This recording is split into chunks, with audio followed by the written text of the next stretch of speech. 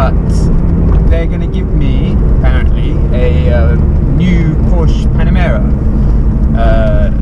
to tool around in whilst this is in getting all the work. And I thought it'd be quite interesting, given that I have opined before that with the 991 the driving experience feels very remote, whereas this, obviously my GT3, it feels very direct and nimble, and you feel very connected to the car. There's no electronic steering. I think they've become so obsessed with Nürburgring times and saying, well, if it's got electronic steering, it goes around the Nürburgring quicker. But quickness can't replace feel. And if a car doesn't have the right feel, and it's a performance car, then what's the point, really? So my idea is to go out in the Panamera when they give it to me, and then just see how it feels compared to this. Obviously, I'm not stupid. I know that Panamera is probably going to be driven by executives, and it's a much bigger car, probably twice as heavy as this car. They're different cars, but I think given that it's one of the most recent models that Porsche put out, it's quite a good way to check where they're at in terms of their philosophy at the moment. So let's go. We're going to go to the newly opened Porsche Centre, South London, which is very conveniently placed for me. So let's head over there, pick up the Panamera, and then let's do some classic-ish Porsche versus modern Porsche comparisons. Okay, let's go. So we've made the switch. The 996 GT3 is now with Porsche Centre South London, and here is my wheels for the weekend. Porsche Panamera. It's become quite handsome, hasn't it? I remember the first one was pug ugly. Look at that, very nice. And I mean, I haven't spent much time with it. I haven't got on the road yet, but I've just seen the interior. It's absolutely beautiful. Look at that, very nice. Okay, but how's it drive? Let's get on the road and see what it's like.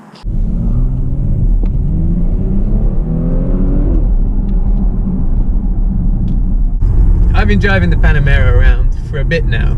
The first thing you notice when you get in is that the interior is plush. The first thing you notice when you drive it on an actual road is that it's enormous, terrifyingly enormous.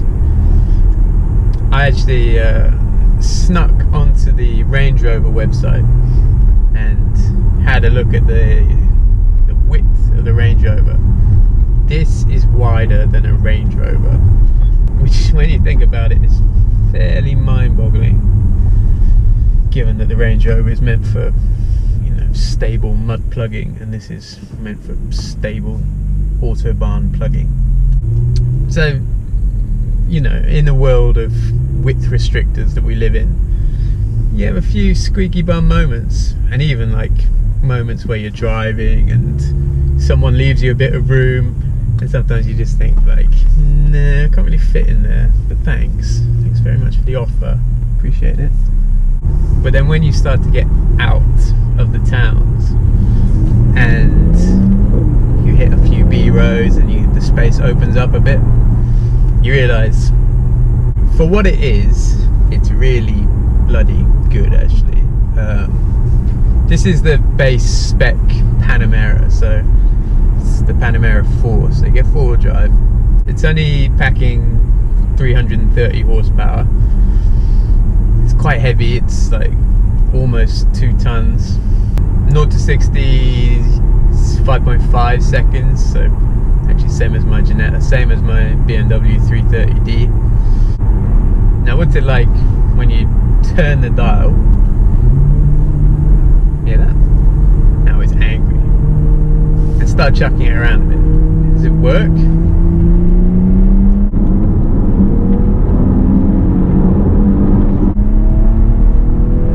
Come on, see?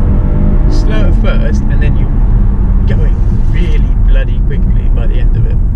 So yeah, I mean, not mind-boggling performance, but the thing is, if you want mind-boggling performance and you've got very deep pockets, go for the hybrid Panamera, because the stats on the hybrid Panamera, well, I suppose they're kind of Tesla-esque. 0 to 60, 3.5 seconds, and then also it's more efficient than this.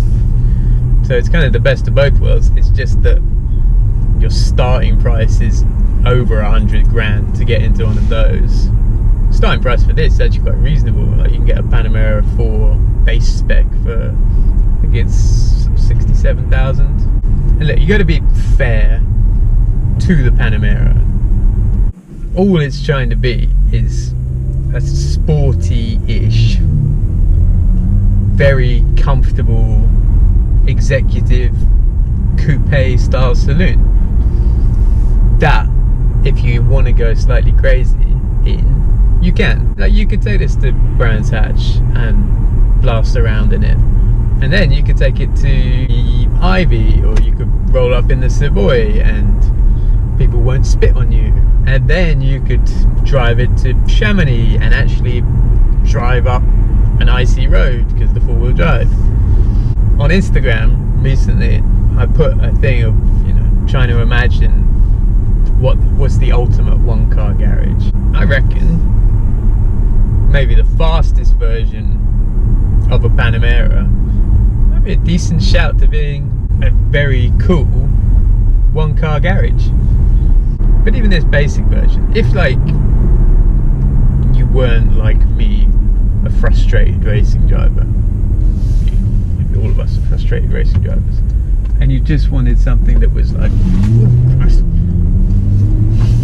if you just wanted something that was like pretty rapid, you could impress your children with on the school run or something like that, like this would do. Like, you'd have a great time in it, I think. More than I wanted to. I actually really like it. Good job, Porsche.